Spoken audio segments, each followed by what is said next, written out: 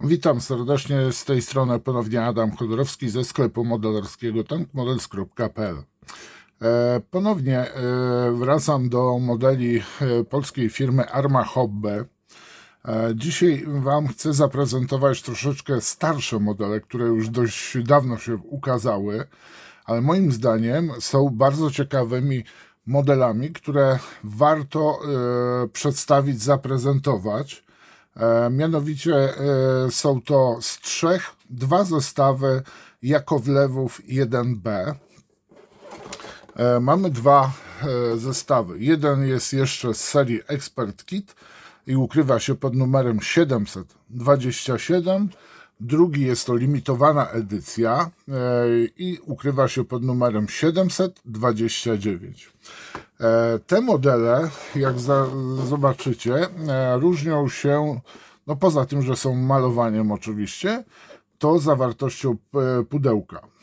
Mianowicie Expert Set był wydawany w formie takiej, że poza plastikowymi ramkami, no zawierał oczywiście maski, zawierał, co ja mówię, naklejki, zawierał oczywiście maski oraz fototrawione elementy. I moim zdaniem taki zestaw powinien się pojawiać do dnia dzisiejszego, jako po prostu ten standard, tak jak ostatnio Wam prezentowałem na Kajimeki 43. I jeżeli chodzi o cenę, zapomniałem, już mówię, ta cena waha się między 83 a 84 zł.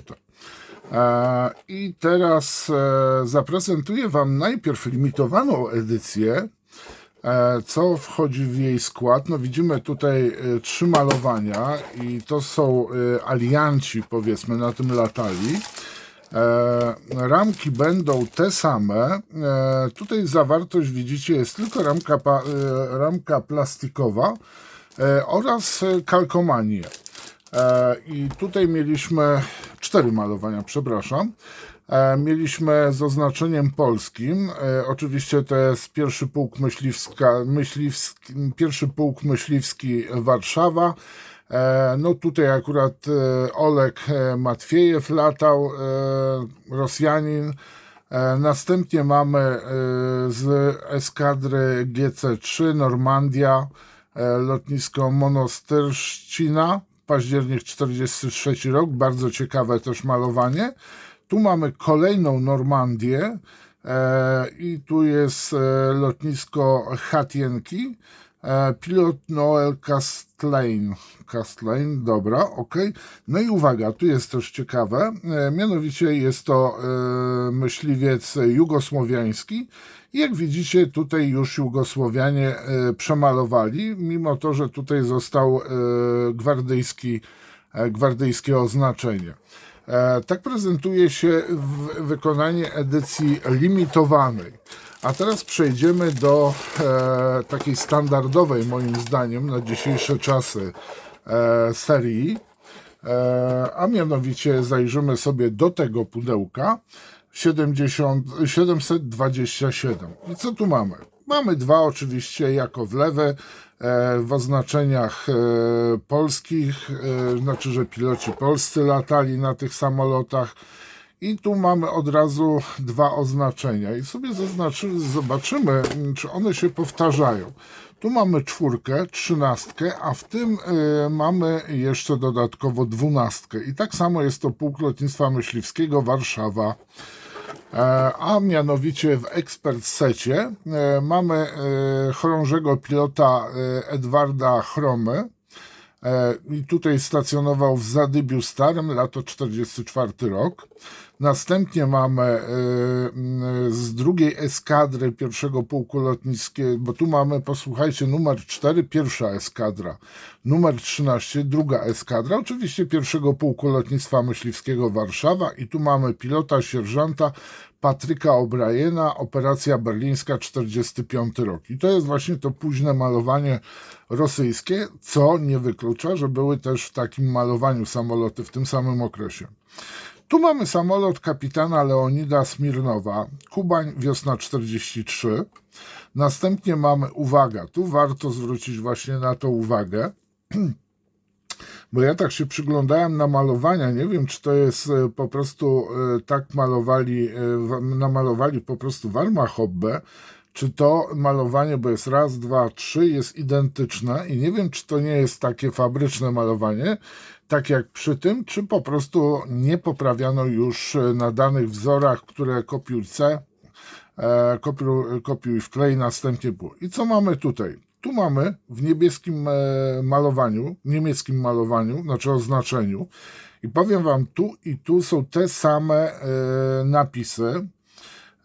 Mamy typowo niemieckie malowanie i to jest samolot kapitana Leonida Smirnowa, czyli uwaga, ten sam jak w służbie niemieckiej, czyli najprawdopodobniej samolot został uszkodzony.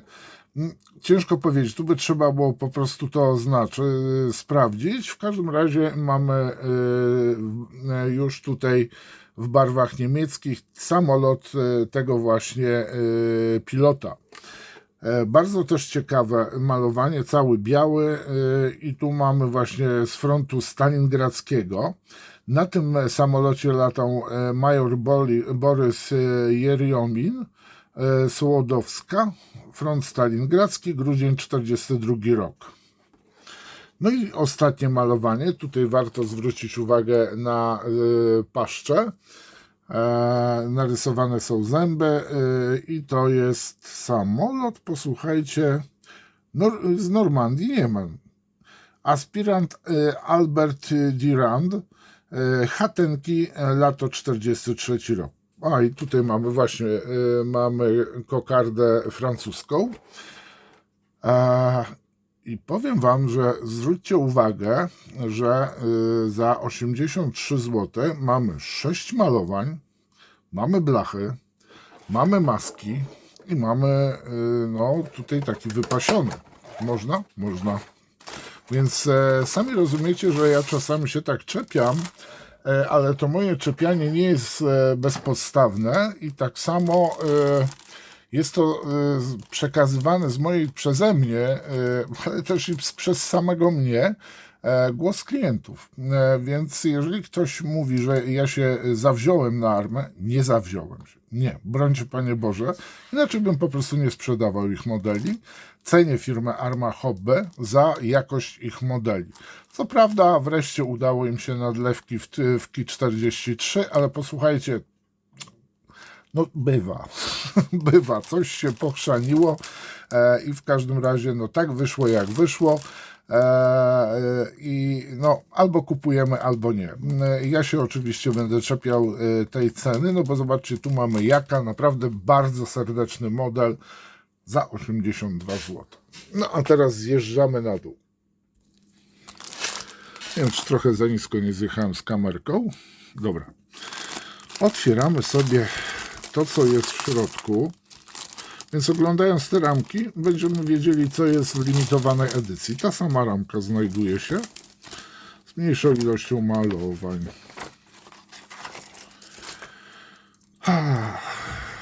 Ramkę sobie na razie odstawiamy. Ramkę ze szkleniem też. To się... kocham te torebki, ale całe szczęście nie urywają nic w druku.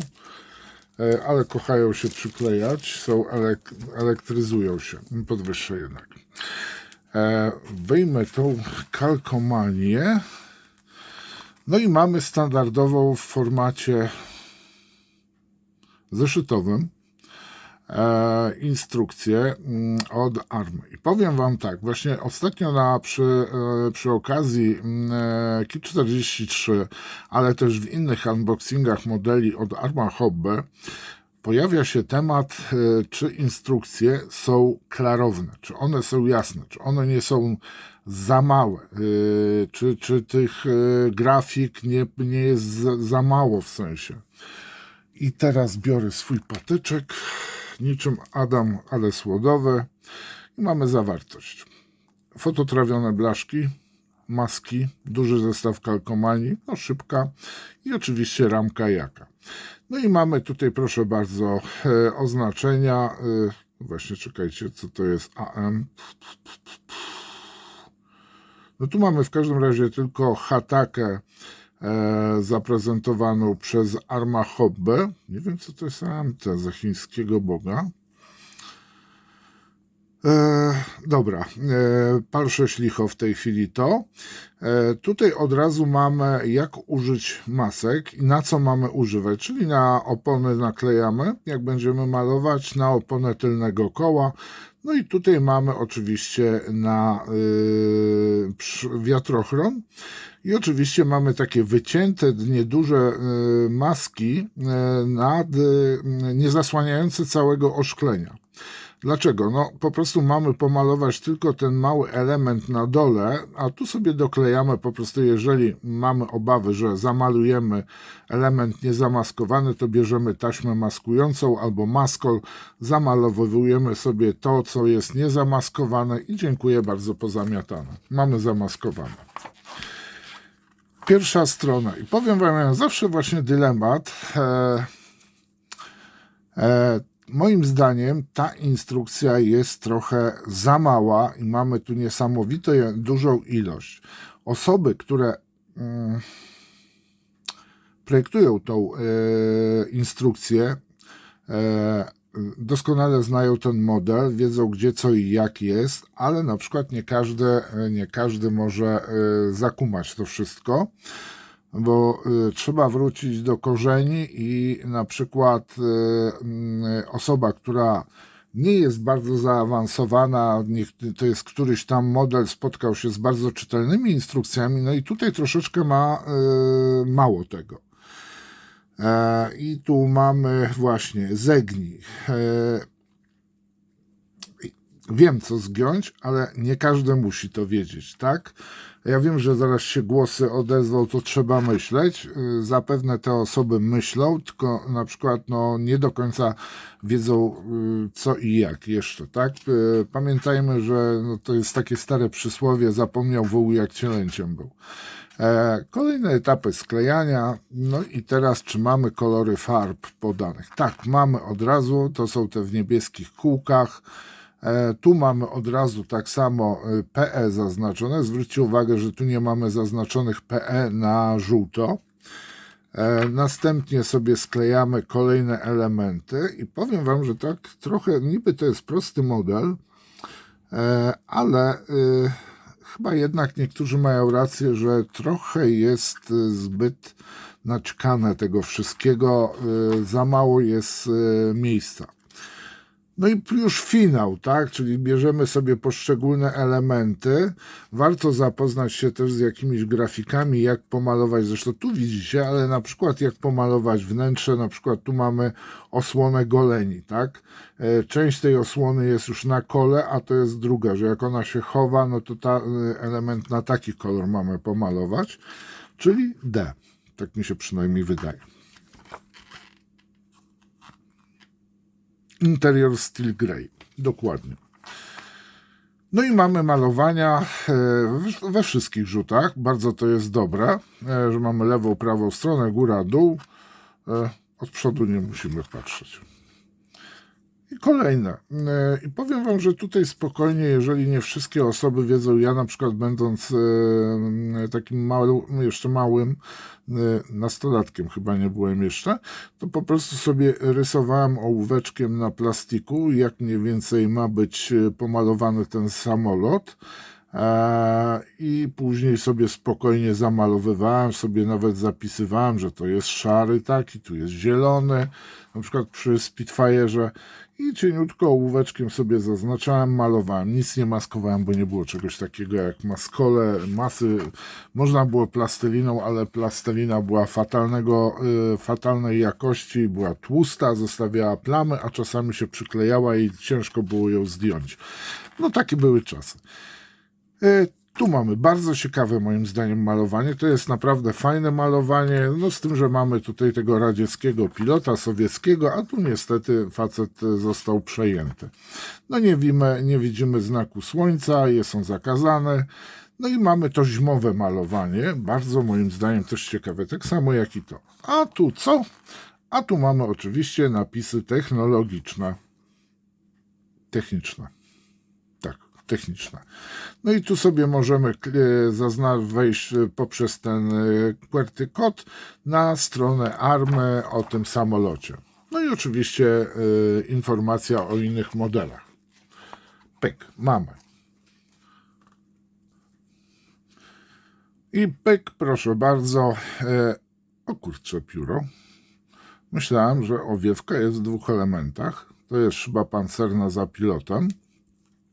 Ale myślałem, że ten element tutaj jest możliwość otwarcia, że ten element jest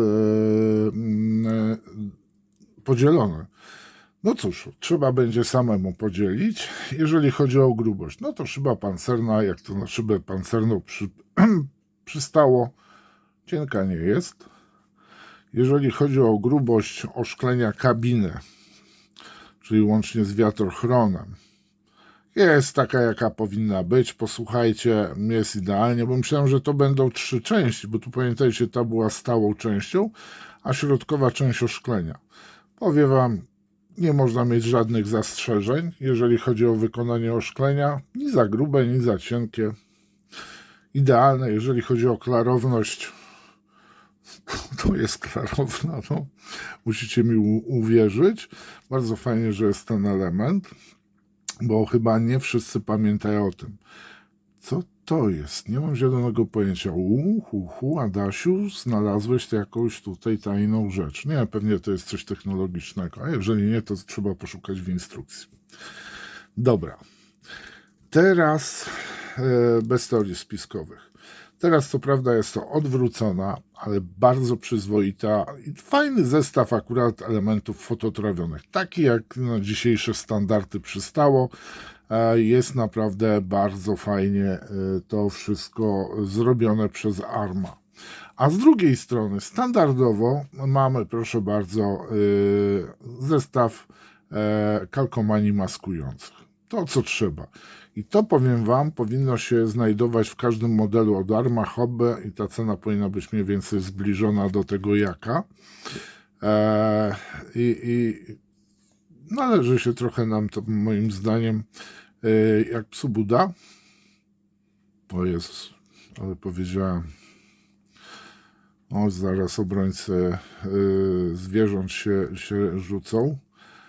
Ale powiem wam tak, gdybym dostawał od ARMA Hobby taki zestaw, a inaczej, Hasega, jakbym dostał Nakajimaki 43 z takim dodatkiem i jeszcze tym wydruczkiem 3D za te 93 zł, to powiem wam, nawet bym nie ćwierknął złego słowa na ARMę, bym powiedział nawet, że no, troszeczkę byłoby droższe od tej konkurencyjnej z południa firmy, ale to już bym nic nie powiedział, powiem wam. Naprawdę, gdyby to się znajdowało i ten wydruk 3D, to by było naprawdę super. Już by chyba nikt nie pluł się.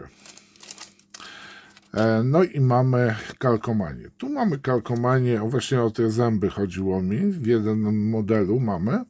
No i tu mamy elementy, napisy technologiczne, techniczne, jak i również naklejki do tablicy.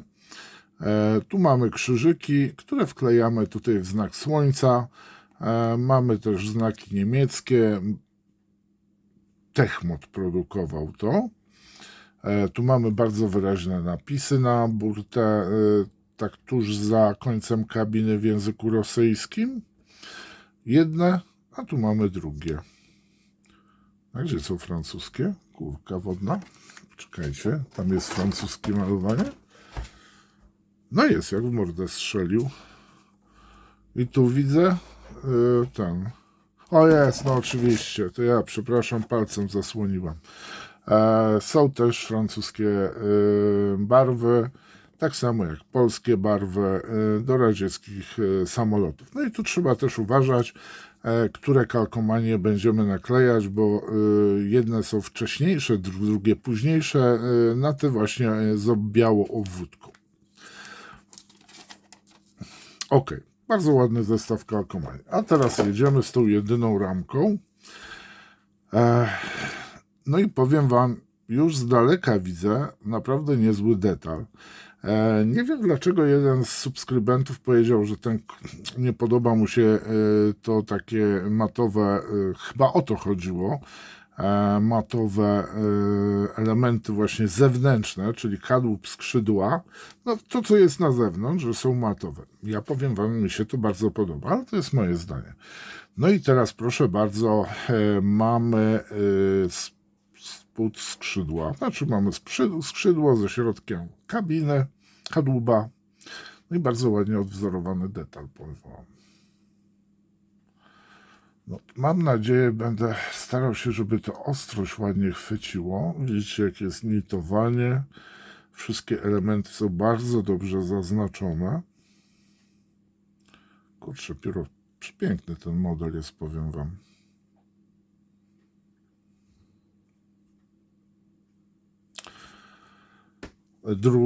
Wierzchnie skrzydła. No i tu mamy elementy właśnie do tworzenia kabiny. Tak samo są bardzo ładny detal jest na tych skrzydłach. Może jakoś tak poprzewracam, żeby było widać. Tu mamy maskę przed kabiną. To jest, powiem wam, coś co... Aha, to są wloty jakieś powietrza.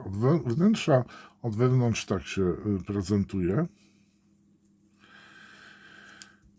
Tu mamy elementy właśnie do podwozia. Rury wydechowe.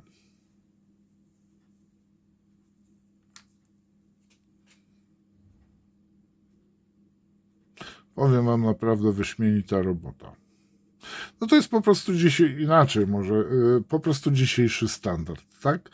Dzisiejszy standard tworzenia modeli samolotów. Ta ilość, moim zdaniem, do wnętrza jest idealna. Nie można się niczego przyczepić. Tu mamy łączenie skrzydeł. Nie wiem, co to jest, bo golenie są tutaj. To trzeba będzie sprawdzić z instrukcją. Pewnie coś do wnętrza, tak samo to są, domyślam się, że do wnętrza samolotu kabiny. No tu mamy wlot powietrza, do którego mamy też blaszki. Jeżeli chodzi o koła, bardzo ładnie wykonane też koła. Delikatnie, nie, chyba może mam jakieś, nie wiem, powiedzcie mi, czy one mają delikatne ugięcie. Kadłub jeszcze. O kadłubie zapomniałem. To, co trzeba, jest odpowiednie nitowanie, zaznaczenie płyt. No powiem wam, jak teraz tak oglądam, to najchętniej bym już go zaczął robić.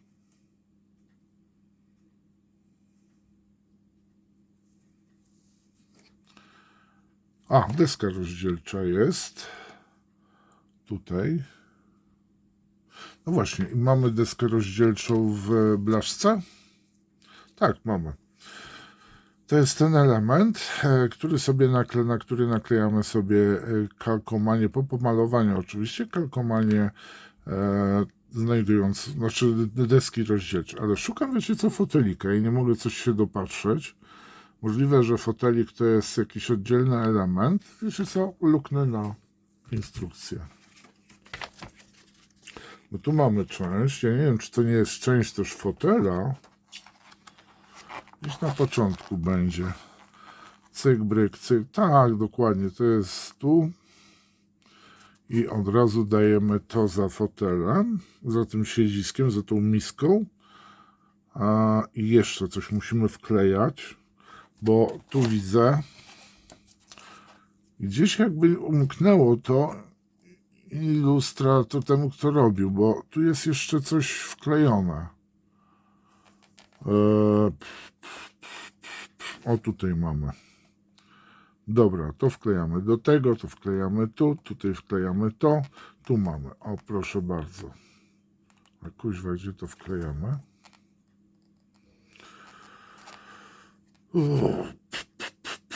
No tak trochę tak na pierwszy rzut oka to dziwnie to wygląda, bo tak nie do końca załapałem, to są jakieś wloty powietrza na pewno. Gdzieś tu. No to znaczy, że jest mało czytelna. Bo ja coś nie jestem przygłupi.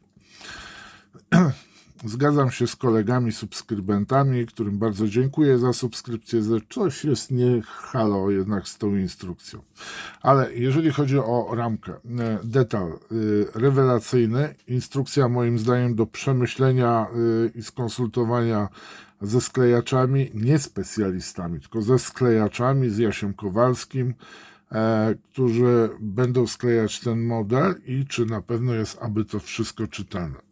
Bardzo mi się podoba. Ten zestaw jest naprawdę, można powiedzieć, wart swojej ceny. Z tą ilością oznaczeń, z tą ilością dodatków. Trochę brakuje jakiejś żywicy, chociażby na przykład poprawionych kółek żywicznych, ale no już nie bądźmy pazerni też. Mam nadzieję, że Arma, tu mam właśnie oparcie pilota. Mam nadzieję, że Arma pomyśli, przemyśli i zacznie tak wydawać w ten sposób, powiedzmy z jakimś małym dodatkiem, czyli blaszka, maski, więcej kalkomanii, malowań i oczywiście przede wszystkim tak, jeżeli ktoś będzie chciał Polaków skleić, no to kupi dwa takie jaki, tak? I teraz no, wiadomo, że mamy taką limitowaną edycję, gdzie jest najprawdopodobniej, to jest dowódca dywizjonu warszawskiego, nie dywizjonu, tylko jak to było? Pułku lotniczego. No ciekaw jestem waszego zdania. Zapraszam was do subowania, lajkowania w górę. A właśnie, mam pytanie. Kto ocenił tak słabo Ki 43? 3 łapy w dół poszły. Czy to chodzi o mnie, czy o model? To by było fajnie, bo chyba nikt nie napisał tego w komentarzu. Oczywiście mamy w języku polskim i angielskim opis samolotu. Dopinguję Armę. Mam nadzieję, że te modele jednak wypośrodkują, jak coś zrobią z tymi cenami. I mam nadzieję, że będziemy troszeczkę mieli bogatsze te modele, żebym ja mógł powiedzieć chociażby klientowi, że to, jest tamto. No, nie tylko to, że jest super detal, bo tego klient nie każdy musi zapłacić, powiedzmy takie jak Zaki, 9 dyszek i jeszcze sobie wydrukować. Dobra, moi mili, bardzo dziękuję, zapraszam do subowania też i przede wszystkim wspierania mojego kanału. Możecie zrobić przez YouTube'a, jak i również Patronite'a. I bardzo dziękuję swoim również wspierającym za to, że to robicie i doceniacie moją robotę. Super, dzięki serdeczne, pozdrawiam was, cześć.